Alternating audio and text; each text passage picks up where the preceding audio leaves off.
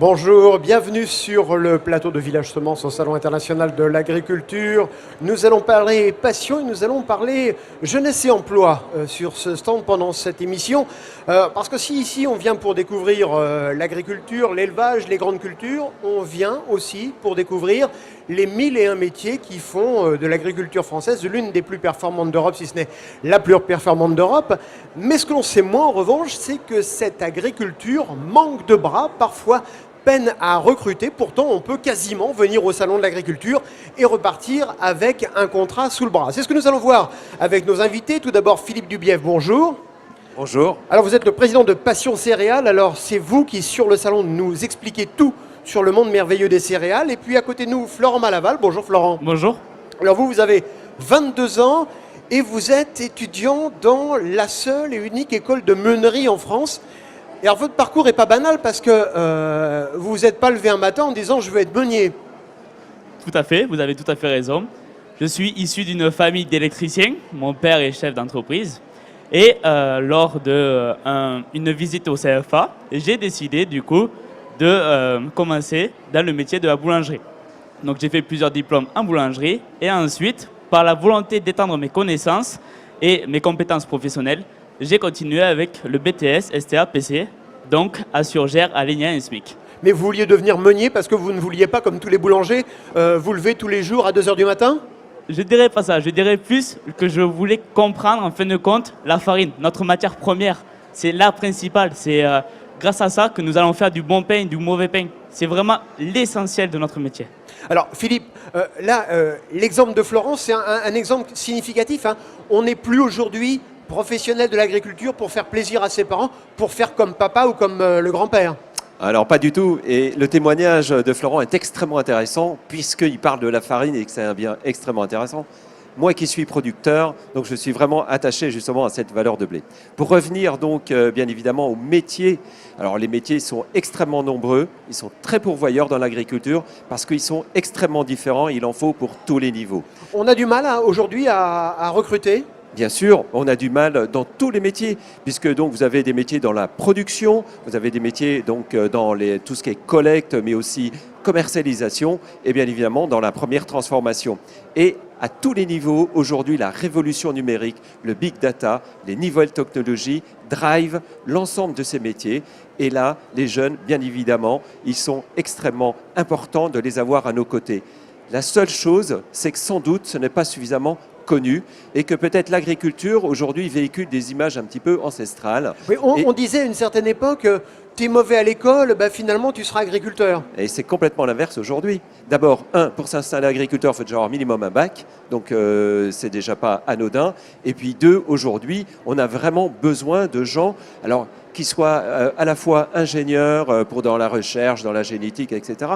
Mais on a aussi besoin des gens qui n'ont pas forcément des niveaux d'études extrêmement importants. C'est pour ça qu'il y en a pour tous les goûts, pour toutes les valeurs, mais vraiment, cette technologie, les nouvelles technologies, c'est le drive important qui constitue sur l'ensemble des métiers qui constituent la filière agricole française. Quels sont les secteurs qui recrutent le plus et de quoi a-t-on besoin, j'allais dire, de toute urgence ?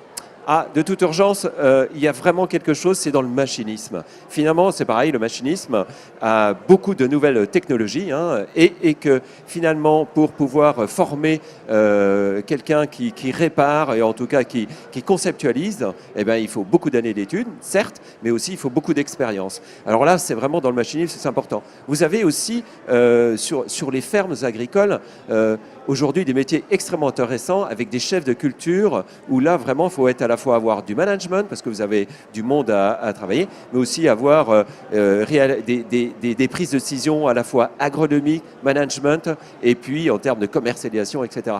Et tout ça, c'est méconnu. Pour preuve, moi par exemple, Pôle emploi m'appelle souvent pour me dire venez nous décrire un petit peu les nouveaux métiers de l'agriculture parce qu'ils sont à la fois méconnus, mais surtout ont une mauvaise image pour les jeunes. Et donc, je pense qu'il faut absolument rétablir cette vérité.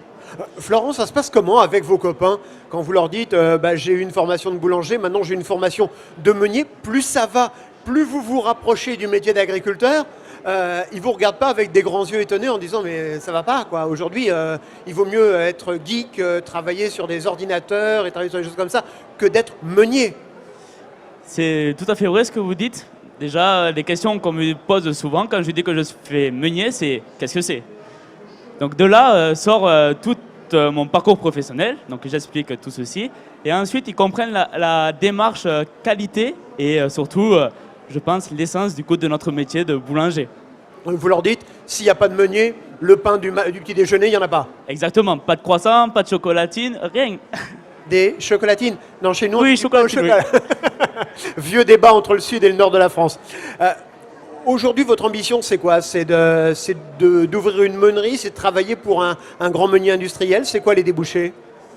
Donc du coup, moi, je souhaiterais continuer avec un bac plus 4 et du coup, comme vous l'avez dit, ouvrir du coup une entreprise, mais de seconde transformation. Et alors, tout à l'heure, je disais souvent, on rentrait en agriculture pour faire comme son père, comme son grand-père, comme son arrière-grand-père. Vous, ce n'était pas le cas. Votre père est électricien, votre mère secrétaire, je crois, c'est ça? C'est exactement ça. Ils vous ont pas regardé un peu bizarrement, eux aussi, quand vous avez décidé de faire ces métiers-là? Eh bien non, bien au contraire. Dès que je leur ai dit que je voulais faire du coup ce métier, ils m'ont soutenu, motivé, ils m'ont toujours accompagné en fait dans cette démarche parce que ils voyaient que ça me plaisait réellement. Donc ils m'ont réellement donné toutes les armes pour y arriver. Et alors, à vos amis, quand vous en parlez le week-end, vous leur dites quoi? Si vous deviez les motiver pour qu'ils viennent aussi dans ces métiers, vous leur diriez quoi? S'ils veulent manger du bon pain, il faut qu'ils fassent ce métier. Alors, Philippe, c'est quand même assez ahurissant qu'aujourd'hui, alors qu'on nous parle de X millions de chômeurs, qu'il y a ces métiers de l'agriculture qui peinent à recruter. Alors, il y a effectivement la question d'image, mais est-ce qu'il n'y a que ça? On parle de la pénibilité du métier. Oui, sans doute. Et c'est surtout cette image qui est véhiculée de pénibilité et peut-être de métiers un petit peu anciens. Or voilà, il faut oublier tout ça. On est véritablement sur des nouveaux métiers, sur des nouvelles conceptions. Et ceci est d'autant plus vrai que ça va être sans doute augmenté dans les années à venir. Donc, on a vraiment besoin, et quand je vois la motivation de Florent, enfin, je dis c'est un grand bonheur de pouvoir avoir des personnes comme Florent motivées et puis en plus qui s'expriment extrêmement bien et qui peuvent faire partager finalement leur passion. Ah, il est Alors passionné, après, Florent, visiblement, hein. Clairement. Mais au-delà de ça, je pense que c'est extrêmement important d'apporter aussi cette authenticité et puis vraiment, tous les métiers sont hyper intéressants. Vous faites de très belles carrières dans le monde agricole, véritablement, parce que ça vous ouvre d'énormes portes. Et quand vous avez, je veux dire, à la fois avec une école de commerce ou avec, comment dirais-je, ou un bac agricole, etc., il faut vraiment pouvoir embrasser tous les métiers dans le monde agricole, progresser, changer, parce que donc ça va être extrêmement important pour nos jeunes. Ils ne vont pas vouloir rester forcément toujours dans le même métier. Et là, vraiment, vous pouvez aller même après dans le milieu bancaire, etc. Bref, vous avez tout dans le monde agricole. C'est pas une voie de garage, c'est un tremplin selon vous? Ah mais clairement, c'est un tremplin. Et puis, sans doute, ce qui peut accrocher nos jeunes, c'est que effectivement, tous ces métiers-là, pour partie, en tout cas pour grosse partie, sont quand même dans les zones rurales. C'est pas du tout péjoratif. On s'aperçoit aujourd'hui que dans les jeunes, ils ont envie de ce retour un petit peu à la naturalité. Et quoi de mieux que d'embrasser une filière agricole, en tout cas pour faire sa profession. Justement, on voit que beaucoup de jeunes sont clients des produits bio, ils ont d'autres valeurs peut-être que celles des 50 ans et plus. Demain, quelque part, l'avenir, ça va être justement d'avoir des jeunes producteurs plus écologiquement compatibles, plus bio, plus respectueux de l'environnement, plus à l'écoute des consommateurs. Incontestablement, c'est une évidence. L'environnement, et surtout chez nos jeunes, sont vraiment un critère extrêmement important. Aujourd'hui, l'engagement qui se passe dans le monde agricole, c'est véritablement, c'est pas de dire l'agriculture de demain sera celle d'hier. Non, pas du tout. L'agriculture de demain sera une agriculture plus propre, mais plus propre grâce à quoi? Grâce à l'innovation.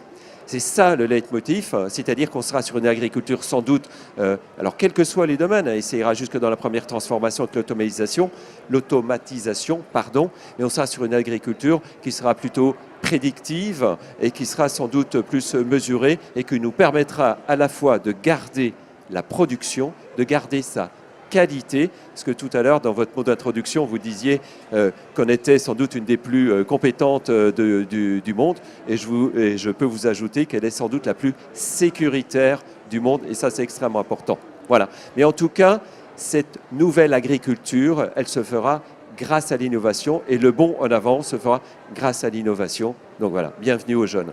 Alors, 2 questions pour conclure, Philippe Dubief. Admettons que je sois déjà diplômé, sorti d'une école d'agronomie, et tout ça. Quel est le niveau de recrutement? Il y a combien de pourcents des jeunes diplômés qui trouvent un job à la fin de leur cursus?